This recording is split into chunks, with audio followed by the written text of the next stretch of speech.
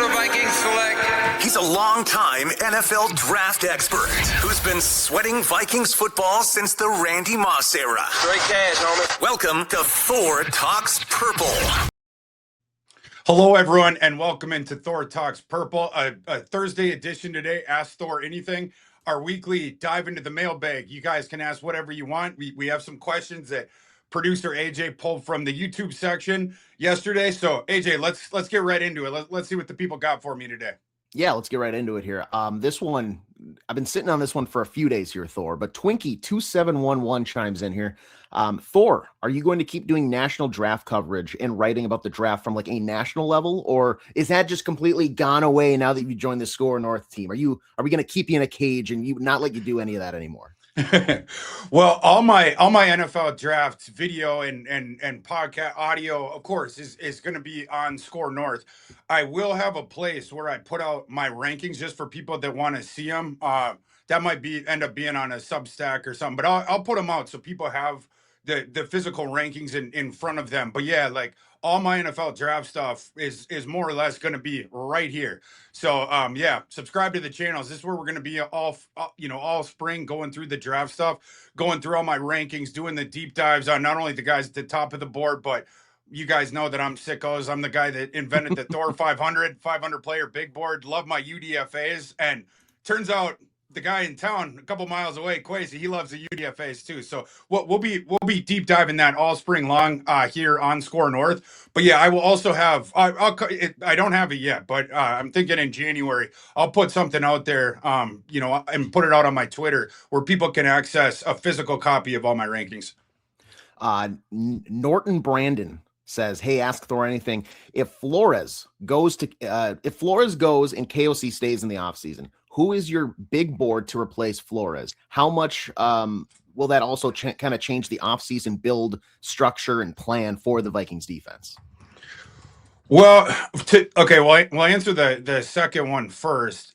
Right now, Flores' defense, it's people think of it as a 3-man front, but there's a lot of garnish around that. But base 3-man front, a lot of times Vikings have 6 guys up on the line. They're 2 edge rushers, and then they'll bring up the linebacker as well. And then they play the 2 high shell as well. And this is the reason that the middle of the field can often, that's the thing that becomes unoccupied is guys are running off the line now, getting back and the disguising coverages they do. Well, consistently keeping 2 guys deep.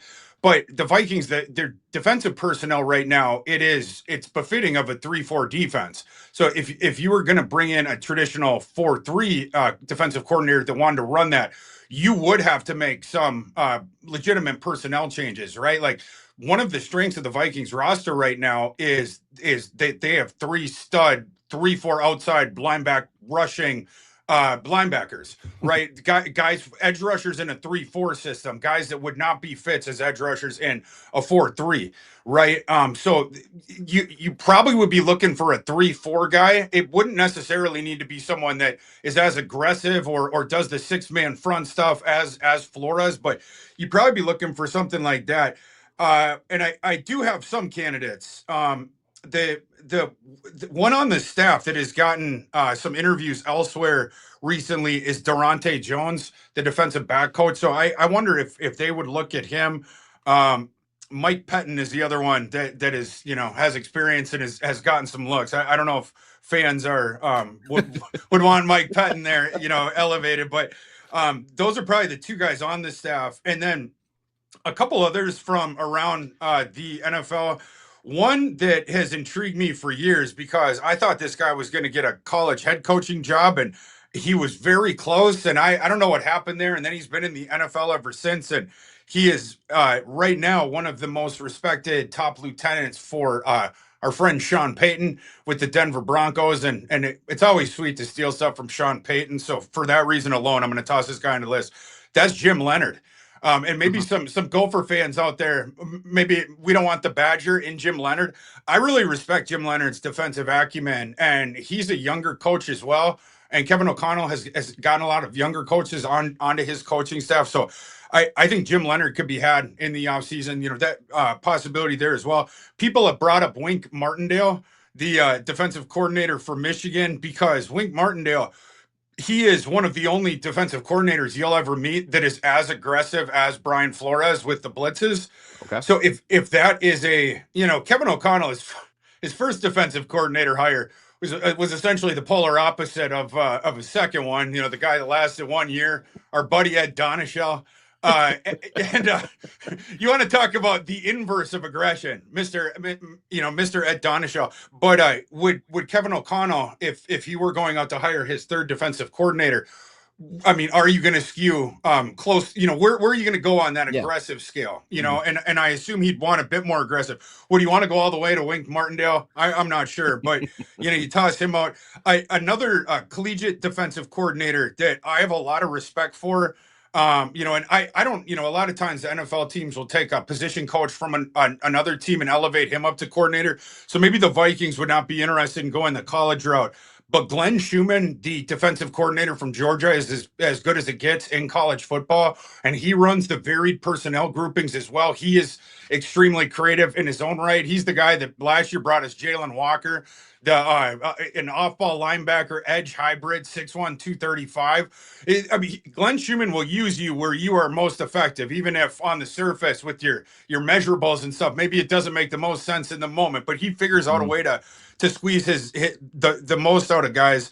And then two names I just had to toss out as well, Jim Schwartz and Brandon Staley, in terms of guys that have a lot of experience in the NFL with defenses. So that would be the start of a list there. At least guys that I would talk to initially, maybe.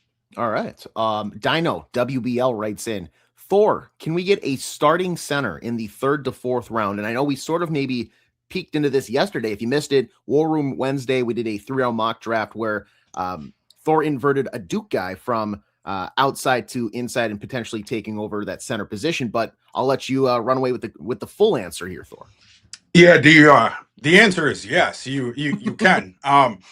The center position is a bit devalued in its own right, and because of that, you can get a starting caliber player in the middle rounds. I was bringing up Brian Parker, like AJ was mentioning there, a Duke collegiate tackle, left tackle earlier in his career, has played right tackle here recently, but very, very good player who I think is going to be kicked inside, and I think he's headed to center. I was bringing up yesterday that he kind of reminds me of Graham Barton, because Brian Parker II also comes from Duke. He do a little helmet scouting there, but it's the same line of continuum with like Gray Zabel and stuff like that. Brian Parker, I currently have second on my center list, and I think he's probably going to go on day 2 and could get to round 3 there.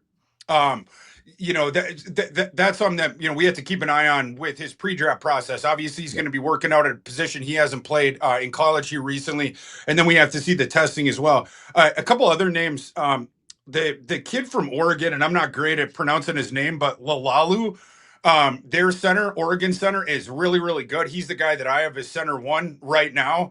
And the reason for that, Connor Lew from Auburn, he had been center 1 on most lists you look at around the industry. Connor Lew suffered a season-ending injury halfway through this fall, and Connor Lew is a true junior. Because of that, I think he's going to go back to college. I could be wrong. Yeah. If Connor Lew declares the center class just got better, because then all these guys, they get knocked down one peg. But Connor Lew, for me, that's probably second round, top half of the second round. If he ended up declaring Lalalu right around there, Brian Parker, probably 3rd round. I think to the gentleman's question, you look at more end of 3rd round, first half of the 4th round. The guy for me there is Logan Jones from Iowa. I smile when I bring him up because and forgive me, Viking fans out there that don't know this already, but I went to graduate school at Iowa, so I am a big. I didn't even know that.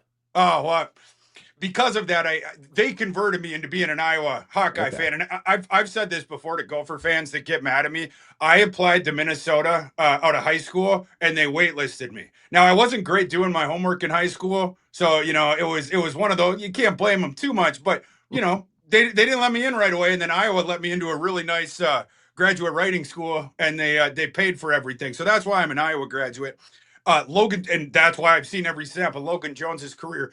Logan Jones, he comes off the line and continuum of the centers that Kirk Ferentz loves there at Iowa that happen to be fits for the Viking system. With a lot of zone blocking kind of principles. The kid. Why am I blanking on his name? The guy that got drafted by the Ravens, Tyler Linderbaum.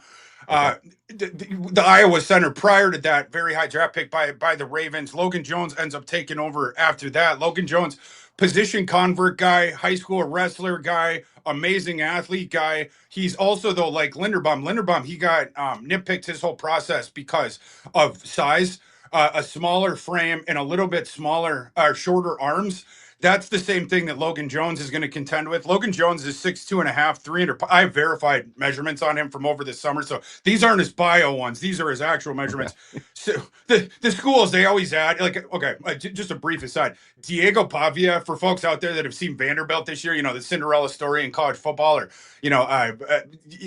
almost made the playoffs. I suppose Indiana would be the Cinderella story maybe. But Vanderbilt just barely missed the playoffs. They finished 10-2. But their quarterback, Diego Pavia, originally recruited by Jerry Kill to New Mexico State. They Vanderbilt lists Diego Pavia at 6 feet. I don't think he's 5'10". He's right around there.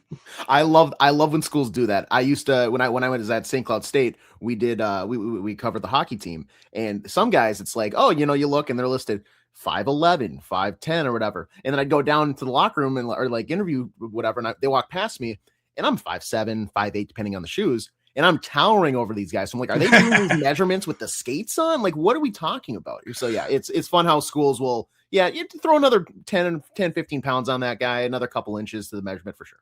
Yeah. And also, exaggerating bio sizes, that's a tradition unlike any other in college football. And I get it in the 50s and the 60s. That's when you can pretend like your guy is like, Godzilla coming off the bus. It's the internet day, we have all the information. We have a million pictures on you. We have video for, you know what I mean? Like Diego Pavia, my man, like you're going to need stilettos to get up to 6 feet.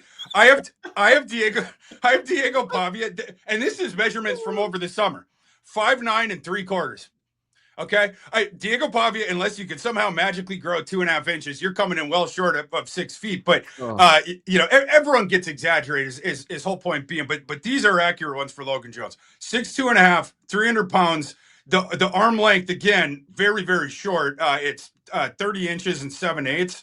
Wingspan 76 flat is decidedly below average. But Logan Jones, amazing athlete, multi-time Feldman freak lister, and by the numbers, by the blown block percentages, different stuff like that. Logan Jones is one of the best centers we've had in college football for multiple years now. That's a guy who has to go to his own system. You don't want him in a phone booth one-on-one with a nose tackle, right? But when a system where he can move around or he can help the guys around him. And look, I know the way that I'm describing this, that this is giving people Garrett Bradbury flashbacks. Because that was also the book on Garrett Bradbury. But not all small zone centers are bad, right? Like there are some good ones, and typically it's a good investment to invest in Iowa offensive linemen. But the frame is the thing that's going to drop Logan Jones into the middle rounds. But he has the game absolutely of a starting center in the NFL, and a freak athlete as well, and a guy that knows how to grapple. That's again the thing that goes back to Linderbaum and these Iowa interior offensive linemen just off the conveyor belt. That would be a top guy for me that I would be looking at in the middle rounds. But there's some other interesting guys. Jake Slaughter from Florida is sort of a stretched out center, almost 6'5". He's got a longer wingspan too, more of a broad shouldered kid. Parker Brailsford from Alabama is a guy that people like. Bryce Foster from Kansas, my undergrad alma mater. Bryce Foster came from Texas A&M and was a really high recruit, and he's a bigger, more thumping type center. So yeah, I mean, you're going to have some different choices here, but I think Logan Jones, that would be a guy I would kind of circle in the middle rounds. If you end up waiting late round 3, early round 4, somewhere in there, I think that's where Logan Jones goes, and I think he'll turn out to be a good value there. We'll stay in Iowa for this next one, because this next question from Matt Haber says, Thor, question for you. Where do you realistically see Caden Weegan, wide receiver for Iowa, going in the draft? Do you think the Vikings would take him if available? Go Hawks, Skol, brother. Skull, my man. Caden Weechin, I think, is going to go undrafted, and I think he is going to be very popular in the UDFA process. And I think that is, for people out there, the UDFA process, you start hearing the signings right after round 7 gets done, and that's because most of those signings are agreed to prior to the end of the draft, which is technically illegal. We overlook it.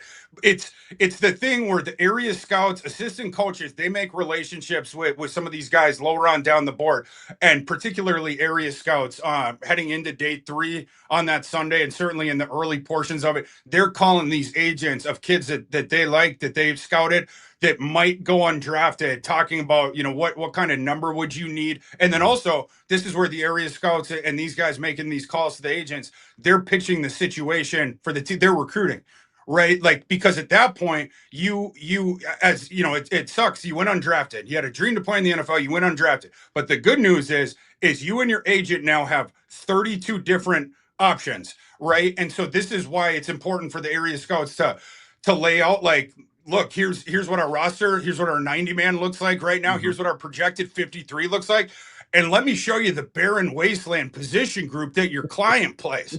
We got some openings. Like, you want to be a UDFA that cracks a week 1 roster, come on down. Caden Weechin, the reason that I don't think he's going to get drafted is because it's hard to play him on offense. The reason he's going to be very popular in the UDFA process is he's a fabulous returner. The guy's got guts for days, fearless. And then he's got the instant trigger. He sees it really quickly with all the body, like when obviously when the ball's coming down on a punt return, right? And all these bodies are descending around you. Yeah. First thing, as KOC would implore you, is must secure the ball, right? But then after that, it's a really quick, now your eyes upfield. You need to accelerate out of there, but you need to pick correctly really quick what your path is going to be upfield, right? Caden Weechin, that stuff he really good at. This is like, above human stuff. Like, I can't imagine myself in that scenario like this, but Caden Weechin is one of the few human beings on earth that really, really good at that. Super duper dangerous.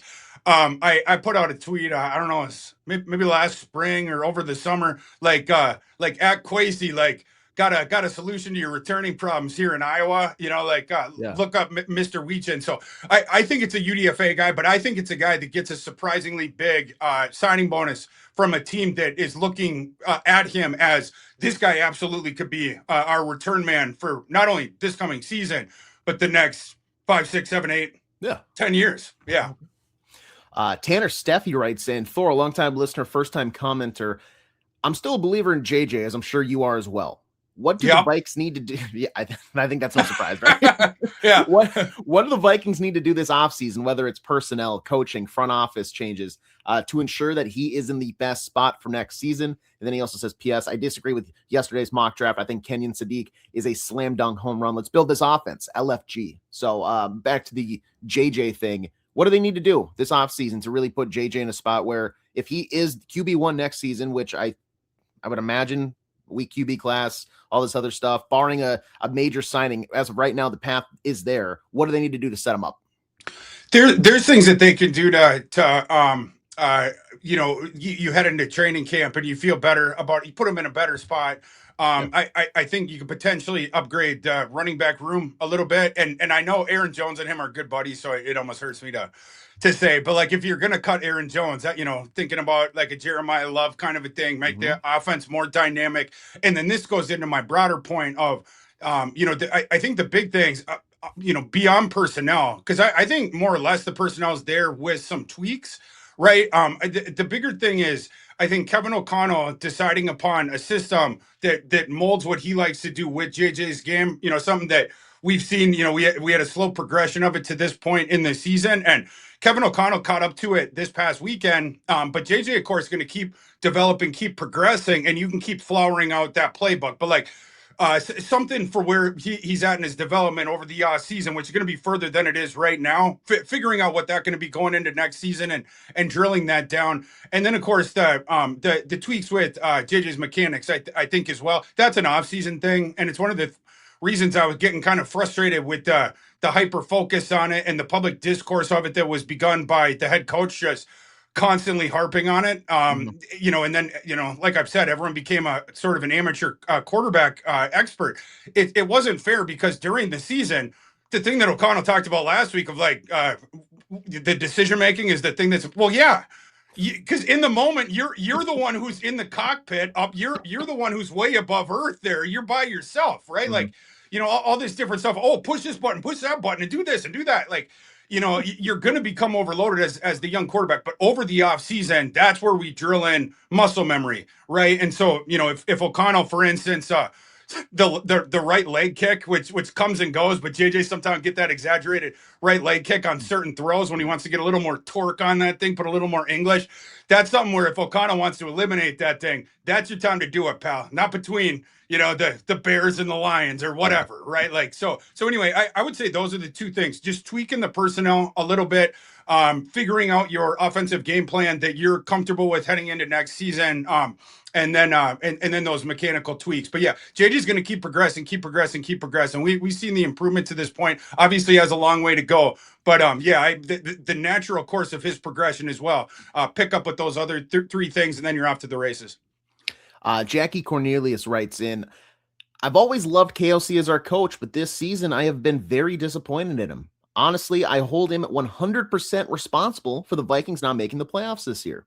If he would have let go of his ego and coached JJ early on the way he did against Washington, I honestly think we would have made the playoffs. I'm going to take this kind of statement and flip it into a question for you, which is, who or what do you put the most blame on for this disappointing Viking season? Do you agree with Jackie where it's majority on Kevin O'Connell, or is it like the injury bug, or is it the front office, or where do you put most of that blame?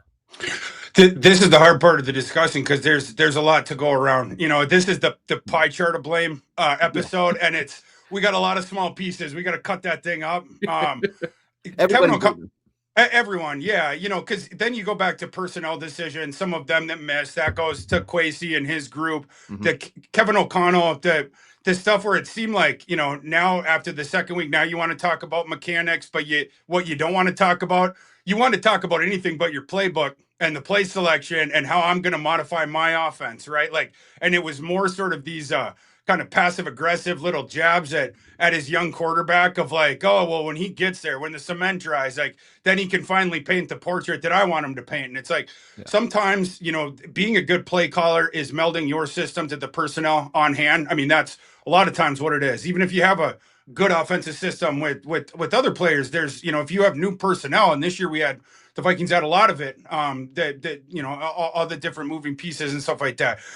Kevin O'Connell absolutely deserves blame. I because I was the one who was giving him most of that blame. I feel like prior to that in this season, when folks in September, October were like, oh, you're just saying that, making excuses for JJ. It's like, am I allowed to talk about anything else? Like, is it not fair to talk about the offensive scheme at this point is not a fit for the young quarterback at this point in his development? It's an illicit criticism of where the quarterback is in his development as well. But like Kevin O'Connell acknowledged that last week, right? So Kevin O'Connell, he deserves blame, of course, but like I also give him a ton of credit for last week, and we'll see going forward. But yeah, he certainly deserves some blame, but not all of it on Kevin O'Connell. There's, like I said, a lot of pieces to go around with that. Do you have one that, like, without breaking down every single piece, like, is there one that is the glaring biggest piece of the pie for you, or is it just too hard to tell without like a deep discussion on it? Well, you probably have to go back to the front office because to me, it's the injury thing. Because if you're talking about why don't they have the couple more wins to be playoff, and sure, the point's well taken from the person that wrote in that if there were a couple games there that you could have flipped, and I understand the point of if the offensive system had fit the personnel, then the person writing in believes that those games would have been flipped. So I can't argue with that because some of these games were pretty close to the margins. And if we have more of a plan, maybe like on Sunday against the Commanders, maybe end up flipping those. But I go back to the drafts the last 4 years and your inability to bring out more contributors or even more roster cogs, how many misses there were in those that caused this lack of depth that then cause you to go after some of the older guys. When you're going out in free agency, you're making this big spending spree. You have to hit a whole bunch of positions, and so you're sort of trying to take discounts on injury prone guys, and it ends up blowing up in your face, and you have sort of cluster injuries at positions, and then you find out your depth's not good because you haven't drafted well. So I would put it back there. O'Connell, his offense, even we've seen it, irregardless of quarterback. That there's that whole thing of like, oh, O'Connell, he's succeeded with this quarterback and that quarterback and this quarterback and that quarterback. But the lesser talking point, what were the offensive lines then? Kevin O'Connell, he ain't never succeeded when he had to start Justin School at left tackle, or when he's starting 3 backup offensive linemen, or when a convert who's never played center, now you got to play center this game. Like some of all these, Walter Rouse, come on down. Michael Juergens, come on down. Like all these different things. Like that's the thing that I think truly devolved it. And then, the offense early on, why could you not get to this point with your offense? Well, the other thing was the offensive line was fully healthy against the Commanders for the second time all season. So that it's another point you have to give for O'Connell, at least as a benefit of the doubt. So yeah, that's what I would say. This next one here, and probably we might wrap after this one because I know we're a little tight on time today, but Addison Whiteman chimes in here. Couldn't get the ball to Jefferson, though. I'm tired of the JJ hype. So this one came after, I think, our Monday episode talking about kind of a step forward and whatnot. And yeah, it was a 2-catch day for Justin Jefferson in what has been a pretty disappointing season for him. And I think JJ McCarthy would admit that. I think Justin Jefferson himself would admit that. My question to you is, how important do you value Justin Jefferson getting the ball? Because on one side of the argument, I think you can absolutely make a case for in an offense, the wealth has to be spread. Like they won the game. So like, is there really a huge argument here for, they won by, they shut out a team, they put up 30, but also they didn't get their number 1 wide receiver the ball. So it was a failure of a day. I think that sounds a little childish, but at the other side, you look at Cincinnati, the rapport that Joe Burrow has with a guy like Jamar Chase, what Matthew Stafford and Puka Nacua have, what Patrick Mahomes and Tyreek Hill had at one point, where it's like, even on a tough day, you need that safety blanket of, I can find my guy, my best wide receiver in the NFL type of guy, and torch a defense to, 8 catches, 100+ yards, and a touchdown to keep us competitive in this game. How much do you value JJ actually getting the ball to Justin Jefferson? I value Justin Jefferson as at this point in his career, one of the best to ever do it, and a guy that I think going to be a Mount Rushmore wide receiver guy. The value speaks for itself. As far as the thing of, do I value winning 31-0 more or Justin Jefferson's counting stats more, I would take the 31-0 victory for the team, and Jefferson would as well. I think that the thing that's weird about this past week is like, people like, oh, well, sure, you won 31-0, and sure, your offense scored on 5 of 6 possessions where it wasn't kneeling the clock out on the opponent's side of the field to end the game. But Justin Jefferson's counting stats, and it's like, I get it, but like you watch on the field, Justin Jefferson is applauding. I put one of the videos out on my Twitter. Justin Jefferson is applauding the decisions that JJ is making in going to other receivers during that Commanders game. Commanders were double teaming and bracketing Justin Jefferson all game long, and there was a couple of them we were laughing earlier this week. Maybe it was the Monday episode about the lengths that the Commanders went, how sort of Keystone Cops they were with. No, there's 2 guys on Jefferson every single time, and you can't have the thing. The same people that criticize JJ for, he could only succeed in a dumbed down offense against a bad defense going to his initial reads. You can't say that, but then also have the criticism of, Justin Jefferson didn't get enough counting stats in that game. So now you're saying that the young quarterback should just force the ball to the wide receiver, even when he's doubled off the line, even when there's open receivers elsewhere, just every single time force the ball. Well, that's kind of what it looked like. We learned our lesson with that. The rest of us that watch all the Viking games, we learned the non-fantasy players, we learned our lesson with that against in the Baltimore game. Justin Jefferson in that game had 12 targets, 4 catches for 37 yards. Justin Jefferson understands offensive football, and you get value from Justin Jefferson on every single drop back. And you could argue running too, because Justin Jefferson actually blocks, but the magnetic force that he is. And if another team is going to decide 2 defenders minimum, sometimes we're even going to toss 3 at you. What does that mean? It means someone's going to be open elsewhere, right? Or the coverage resources are going to be very, very light on the other side of the field. Don't you want your young quarterback throwing there? Throw it where they ain't? kind of a thing, throw it into open grass. And that's what we saw there. JJ's been going to the second, third progressions. He led the NFL in throws to the second progression heading into last week. I haven't seen it after that, but he certainly wasn't going to the first one a lot with Jefferson, getting mugged like that.